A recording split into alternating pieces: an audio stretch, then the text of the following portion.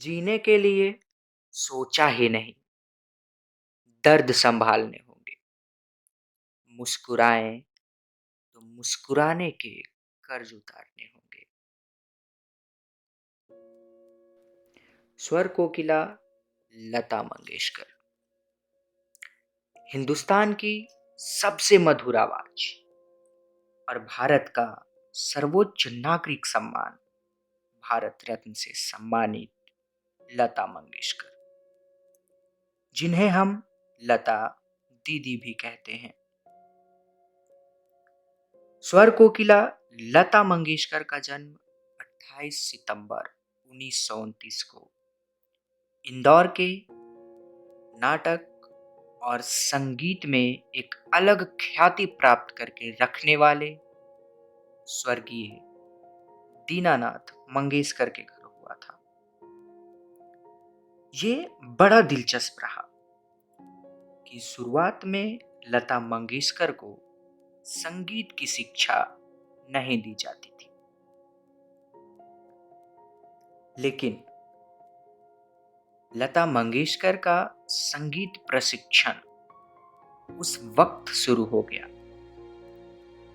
जब अपने पिता के गैर मौजूदगी में नन्ही लता ने अपने पिता के एक छात्र को सही सुर लगाना सिखाया, क्योंकि उनके पिता पीछे खड़े होकर सारी बातों को सुन रहे थे जब नन्ही लता उनके छात्र को सुर लगाना सिखा रही थी।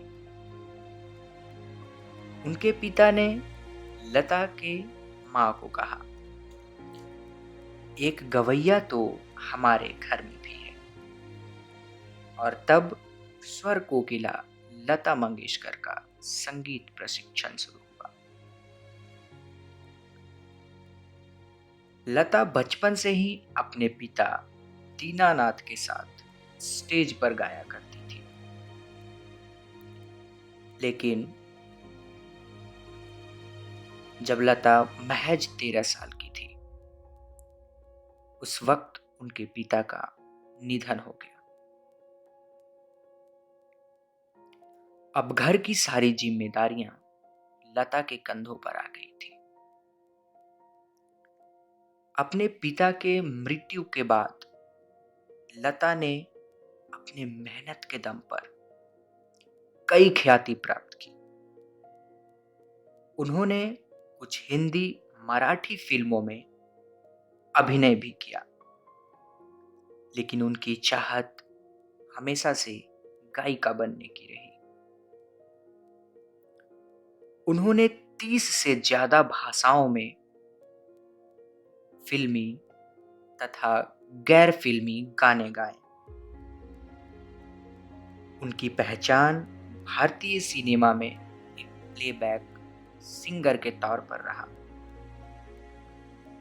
1947 में लता को पहली बार फिल्मों में गाने का मौका मिला और लता चर्चा में आ गई। लेकिन स्वर कोकिला लता मंगेशकर की चर्चा उस वक्त और ज्यादा बढ़ गई जब फिल्म महल के आएगा आने वाला गाया, क्योंकि फिल्म महल और उस फिल्म के गाने भी सुपरहिट हुए थे। लता मंगेशकर ने 30,000 से ज्यादा गाने गाए।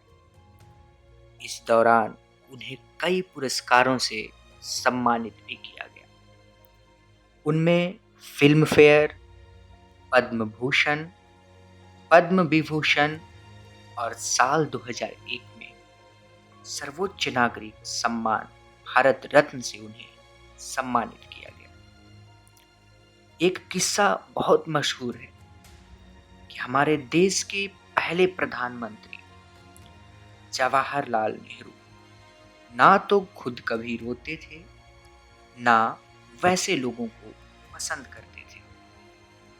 27 जनवरी 1963 जब लता मंगेशकर ने ऐ मेरे वतन के लोगों जरा आंख में भर लो पानी गाया, उस वक्त नेहरू की आंखें भी नम हो गई।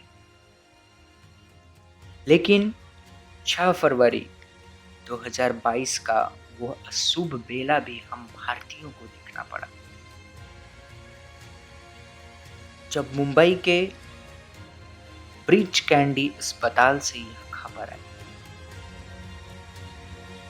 कि 92 साल की स्वर कोकिला लता मंगेशकर अब हमारे बीच नहीं है।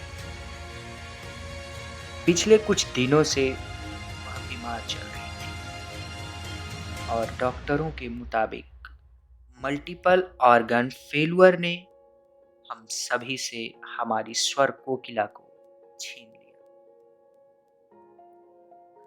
भले ही लता मंगेशकर का शरीर पंच तत्व में विलीन हो गया हो, लेकिन उनके गीत हमेशा हमारे दिलों में रहेंगे और उनकी याद दिलाते रहेंगे। द लोकल जर्नलिस्ट की पूरी टीम स्वर कोकिला लता मंगेशकर को श्रद्धांजलि अर्पित करती है। अलविदा स्वर कोकिला लता दीदी। अब मोबाइल एक्सेसरीज को लेकर नहीं होगी कोई भी ट्रबल, क्योंकि UNI की हर प्रोडक्ट है बिल्कुल अफोर्डेबल। खरीदिए मोबाइल फोन कवर्स, नेक बैंड्स, ब्लूटूथ स्पीकर्स, चार्जर्स और पावर बैंक जैसी ढेर सारी एक्सेसरीज सिर्फ और सिर्फ UNI की। UNI, born to win, India की ब्रांड इंडिया के लिए।